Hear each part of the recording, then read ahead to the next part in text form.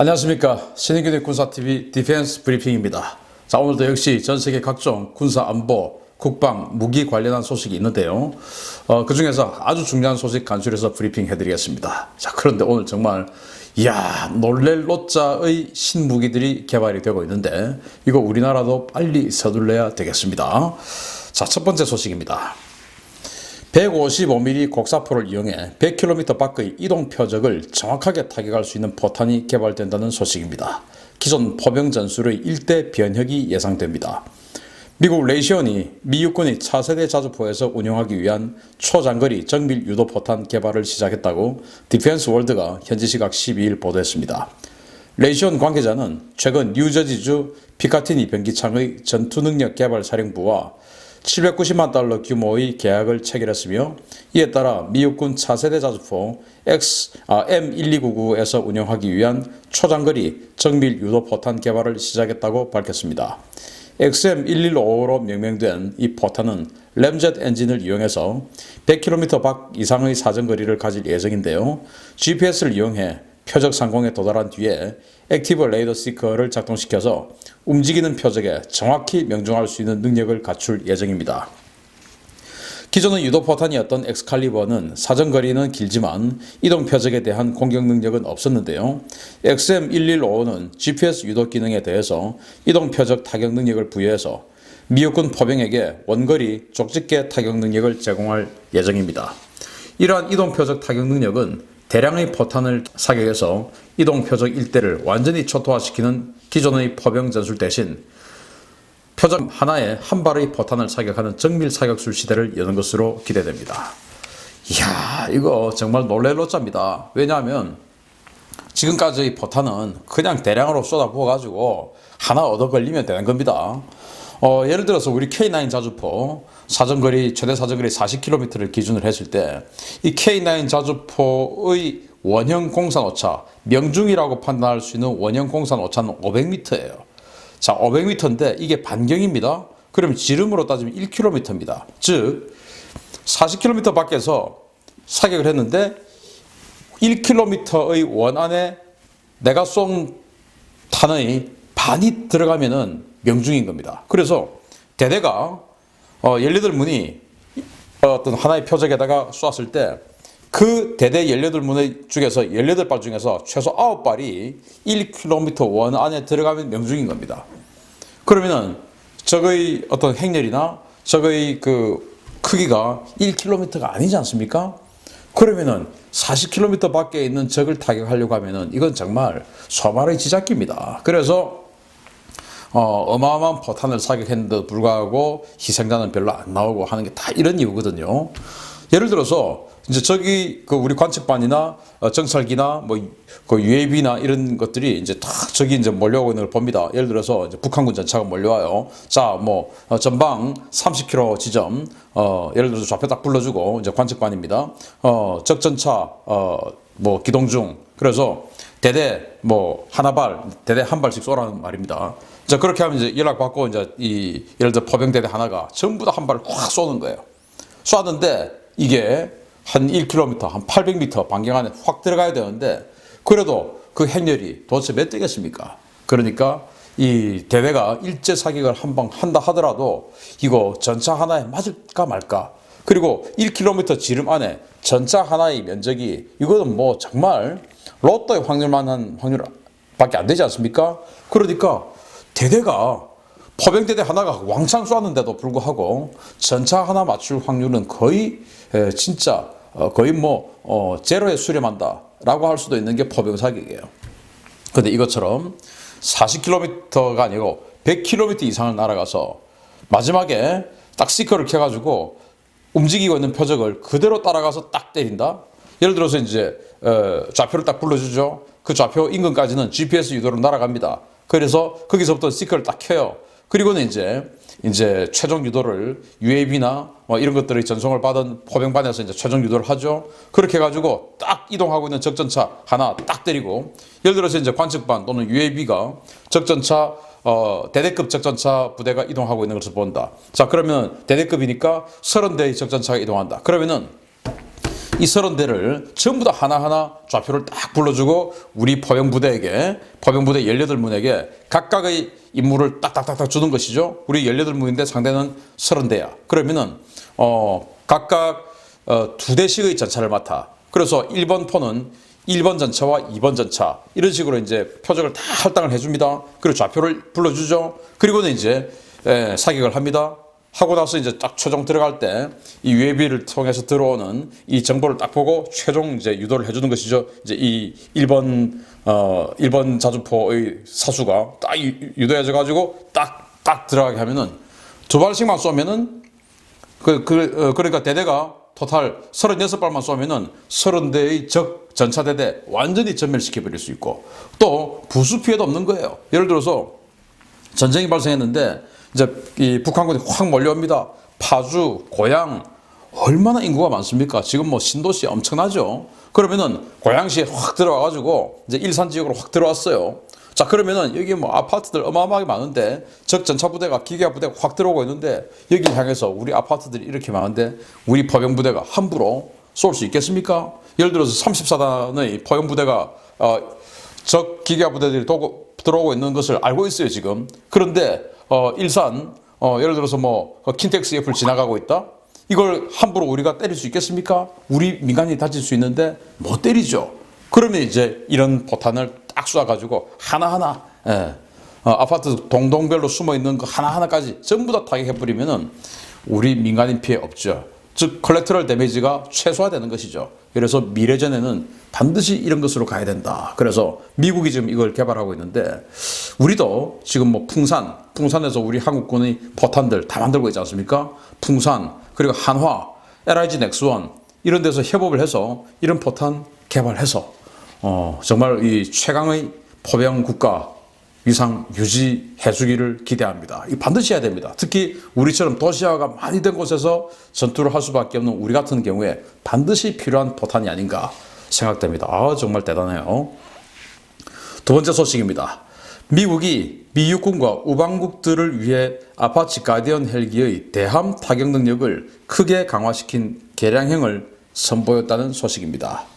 미 육군이 오는 8월부터 AH-64E 아파치 가디언 공격 헬기의 버전 6 하드웨어와 소프트웨어를 납품받는다고 보잉 관계자를 인용해 플라이트 글로벌이 현지 시각 14일 보도했습니다. 보잉은 이번에 납품되는 업데이트 버전은 아파치 가디언 헬기의 해상 표적 타격 능력과 UAV 대응 능력을 크게 향상시킨 버전이라면서 해당 업데이트가 적용된 아파치 가디언 공격 헬기의 타격 능력이 획기적으로 강화될 것이라고 밝혔습니다. 이번 업데이트의 핵심은 아파치 롱보우 레이더와 사격 통제 시스템의 개량인데요. 보잉 관계자는 이번 개량을 통해 롱보우 레이더의 탐지 거리가 기존 8km에서 15km로 증가했으며 대량의 잡음이 발생하는 해상에서도 소형 표적을 효과적으로 잡아낼 수 있게 됐다고 밝혔습니다. 보잉이 이 같은 개량 프로그램을 내놓은 것은 최근 연안 지역에서의 소형 무장보트의 활동이 크게 증가해서 이에 대한 대응 능력이 요구됐고 강습 상륙함에서 공격 헬기를 운용하며 전투기 대용으로 쓰는 나라들이 증가했기 때문입니다. 이번 개량은 공격 헬기에 고속 상륙정 저지 임무를 부여하고 있는 우리 한국 육군에도 매우 유용할 전망인데요. 돈이 조금 들더라도 우리 육군이 이번 개량에 관심을 가져주었으면 좋겠습니다. 현존 최강의 공격 헬기 아파치 가디언 헬기, 이 가디언 헬기 중에서 롱보우 레이더 버전이 있죠. 이 롱보우 레이더는 8km 정도의 적지상을 탐지를 해요. 그런데 이게 이제 현대제에서는 짧죠. 왜냐? 이제는 이 지대공 미사일, 휴대용 지대공 미사일의 사정거리가 10km, 12km 이런 식으로 이제 늘어나고 있기 때문에 8km에서 탐지를 해서 공격하면은 적의 지대공 미사일 사정거리 안으로 들어가야 되기 때문에 이거 이제 굉장히 위험해지고 있습니다. 그래서 그런 무기체계의 발전에 맞추어서 이 롱보우 레이더의 탐지 거리를 15km를 확대한 겁니다. 그러면서 해상에서 적의 고속정이라든지 공기부양정이라든지 이런 것들을 아주 효과적으로 타격할 수 있게 해주기 위해서 이 파도의 난반사, 이 클러터를 확실하게 제거해주는 그런 능력까지도 부여한 것이죠.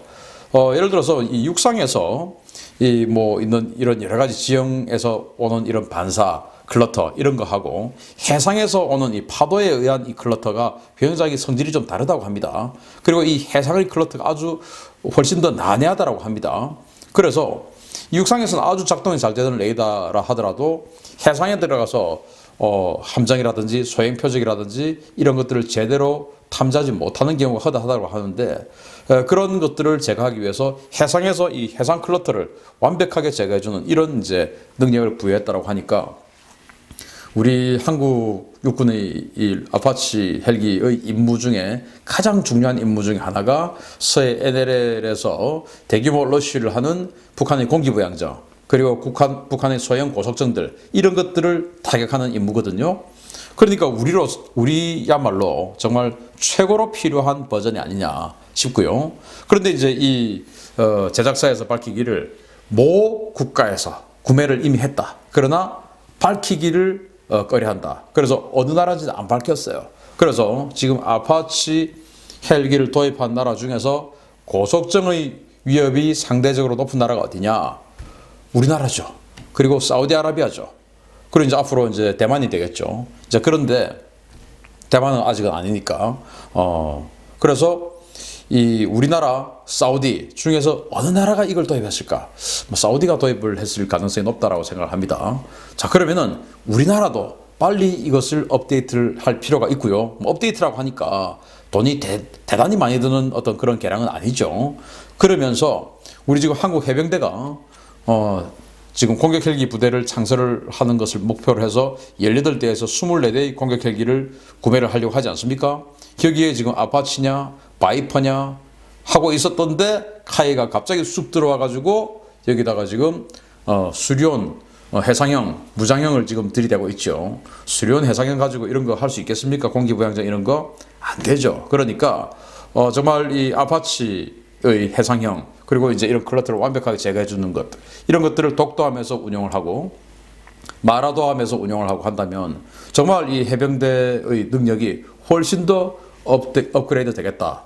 우리야말로 정말 우리 해병대야말로 정말 이게 필요한 게 아니냐. 그러면은 지금 우리 해병대가 맡고 있는 이 서북도서 이런 것들에 대한 공기부양정 러쉬 이런 것들을 육군 항공대가 가서 아파치들이 해주는데 육군 항공대는 본연의 임무 11사단 지원하고 수기사 지원하고 하는 그 임무 그대로 하고 해병대의 창설되는 이 공격 헬기 부대를 거의 비슷한 가격으로 지금 뭐 수리온 무장형하고 아파치하고 가격 비슷하지 않습니까?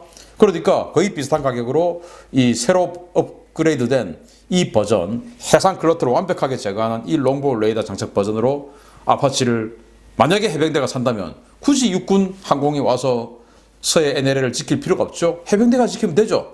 자신들의 영역이니까.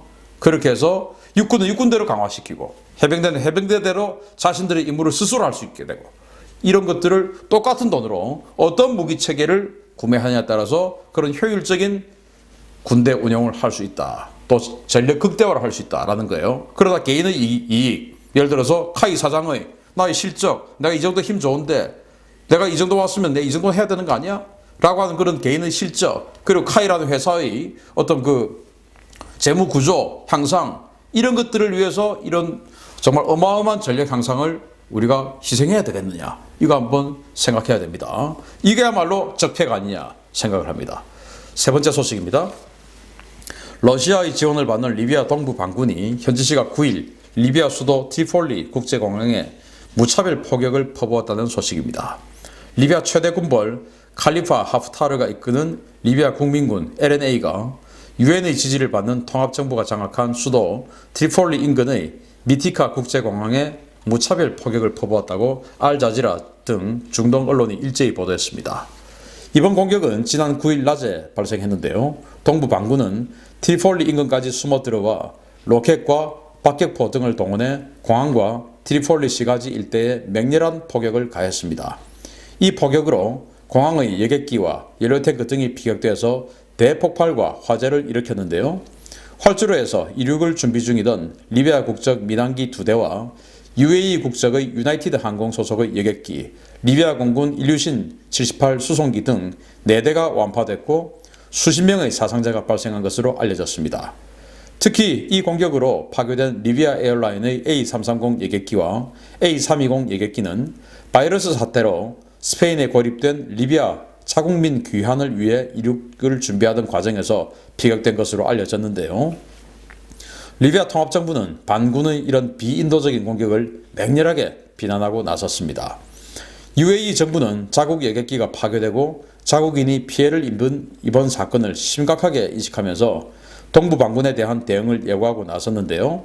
현재 통합정부에 터키군이 지원병력을 파견한 상태에서 UAE도 리비아 내전에 참전하는 것이 아니냐라는 관측도 제기되고 있습니다.